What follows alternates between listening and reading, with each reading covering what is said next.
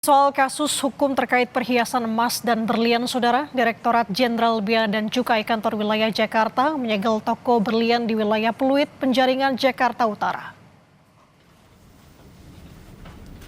Kepala Seksi Intelijen Ditjen Bea Cukai Kanwil Jakarta, Nugroho Arif Darmawan menyebut penyegelan dilakukan lantaran toko perhiasan mewah itu diduga tidak memenuhi prosedur penuh di bidang bea masuk atau perpajakan.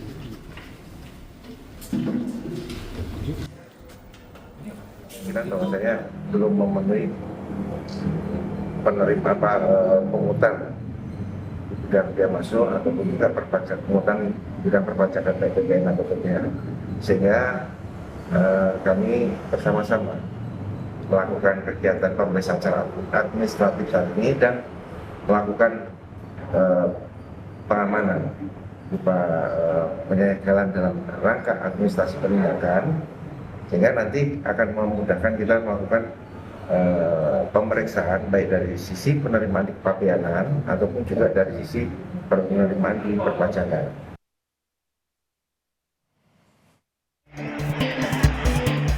Dugaan penyelundupan barang-barang mewah terus diselidiki oleh Bea dan Cukai. Dalam sebulan ini, Bea Cukai sudah menyegel sejumlah gerai perhiasan mewah, salah satunya Tiffany & Co. Penyegelan dilakukan menyusul adanya dugaan pelanggaran administrasi atas barang impor. Penyegelan ini dilakukan di 3 gerai yang berada di pusat perbelanjaan. Barang-barang high value atau barang bernilai jual tinggi yang mereka miliki diduga tidak dilengkapi dokumen pemberitahuan impor barang. Kepala Seksi Penindakan 2 Bea dan Cukai Kanwil Jakarta, Siswo Kristianto menyatakan, jika dari hasil pemeriksaan terdapat pelanggaran administrasi, maka pemilik toko akan dikenakan sanksi denda sebesar 1.000 kali lipat dari nilai barang atau kurungan penjara selama 2 tahun. High valued goods, yaitu barang-barang yang bernilai tinggi yang kebetulan kami duga, sekali lagi kami tekankan, kami duga terdapat barang-barang yang tidak diberitahukan pada pemberitahuan impor barang. Apabila belum terdaftar, nanti kami akan melakukan ranah-ranah untuk melakukan penertiban dan peningkatan kepatuhan atas perusahaan yang dimaksud. Kalau sanksinya kurang lebih yang bersangkutan harus membayar senilai barang yang ada di sini dikenakan denda 1.000% dari nilai barang, nilai kepabeanan maupun pajak dalam rangka impor. Menteri Keuangan Purbaya Yudi Sadewa menyatakan penyegelan gerai Tiffany & Co dilakukan setelah adanya indikasi pelanggaran kepabeanan dan perpajakan.